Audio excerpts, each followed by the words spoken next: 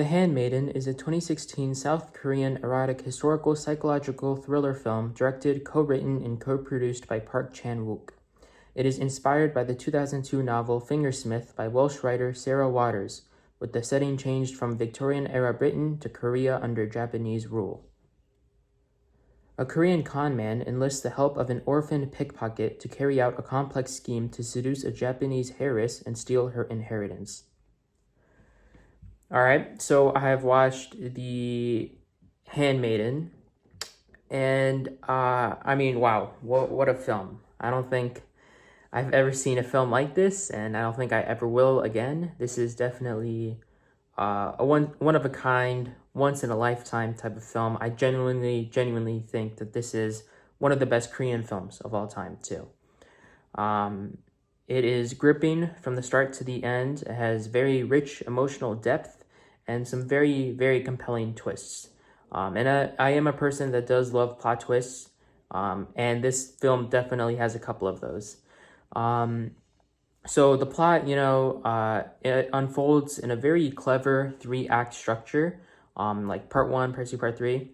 I believe there's a part 3 unless I'm misremembering, but it basically rallies from like different multiple perspectives, and through these perspectives, it reveals new layers as the story progresses. So you have the perspective from the handmaiden from the very beginning, and then as the movie progresses and continues, that perspective sort of shifts into other characters, and what you thought you knew about a character ends up becoming more revealed towards the end. And so it's very interesting. This film explores identity, it explores manipulation, desire, particularly like sexual desire, freedom, with lots of nuances as well. This is a very intellectually rich film. I feel like you sort of, I mean, obviously I mentioned before, this takes place during a time period of like Japanese annexation of Korea. So it's basically like Korea's under Japanese rule. And so I definitely think you need at least some surface level knowledge of that type of context, just because I think it is so essential for understanding some of the stuff in this film that might go above your head if you don't know about it. This isn't like one of those movies where I think you can just walk into it like just completely fresh. I feel like you do need some context, because there's a lot of things that happen in this film that they don't like really pause to let you know about, and so you kind of have to, I don't know, it's sort of like if you're falling behind in a group, you have to like quicken up the pace for yourself. They're not going to stop for you, type of thing, which I do love. I do think the pacing is one of the strongest components of this film, and I think it does it exquisitely. I think the pacing is brilliant. But anyways, going back, yeah, so of course I mentioned it's intellectually rich. It is emotionally complex, and it's steeped in some very sensuality and tension, which I think Park Chan-wook just thrives in. I've only seen his other film, Old Boy, which was, another film that was pretty crazy. I think it's got probably the best plot twist in cinema. I think it's also got, the best one-shot action sequence in cinema as well. I mean, that is also another one-of-a-kind, once-in-a-lifetime film. I'm not sure if The Handmaiden, like, I don't know if I would put it above Old Boy, because Old Boy is such a cult classic that I love. But I think The Handmaiden, and a lot of people have called The Handmaiden Park Chan-wook's magnum opus, and I think that's totally valid. I think this is a very brilliant film. But yeah, I mean, it's just, I don't think anybody other than Park Chan-wook could have directed this movie as good as he did, especially, with like Eastern Asian cinema. Just, I feel like they go up over and beyond with some of their films. I feel like they really take creative risks that like American Hollywood or just like Americanized Western films would not do. They wouldn't take those types of risks. So, I mean, thank God for those types of films, and thank God for international cinema. It's a bummer that this was not nominated at the Oscars. It's sickening, but I think the Academy probably got scared once they saw this film, and they thought, oh, this might be a bit too controversial for us. We'll just dip our toes out of the water with this one. But I mean, I'm glad it still premiered at Cannes, but I definitely think this film received a lot more award recognition than it did receive when it came out. But yeah, anyways, the film is also visually stunning. Nearly every frame is probably gallery worthy. It is that beautiful. So I have to, of course, give shout outs to the exceptional work from the cinematographer, the set designers, the costume designers. The costumes, I think, are especially notable, especially the elegant, symbolic costumes that Lady Hideko wears.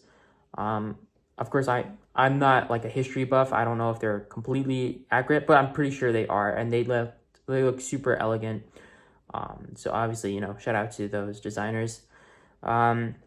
The shot composition, the landscapes, and the interiors are meticulously crafted, and they create a very lush and immersive visual experience.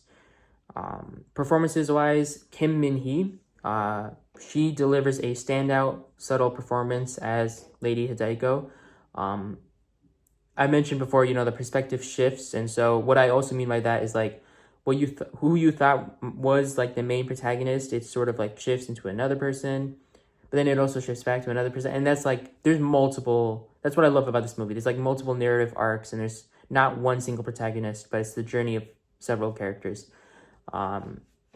And yeah, but I definitely think Kim Min-hee smashed it out of the park. She is a incredible performer as Lady Hideko. Super versatile throughout, just amazing.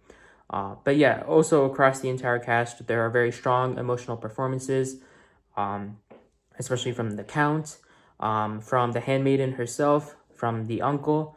All four of those people were just brilliant, effectively expressing these evolving dynamics and the inner turmoil of each character, because like I said, everyone's going through their own narrative arc, so everyone just smashed it out of the park. And what I also love is that no one is inherently good in this film, so it's not black and white, which I love. There's no explicitly good guys or explicitly bad guys.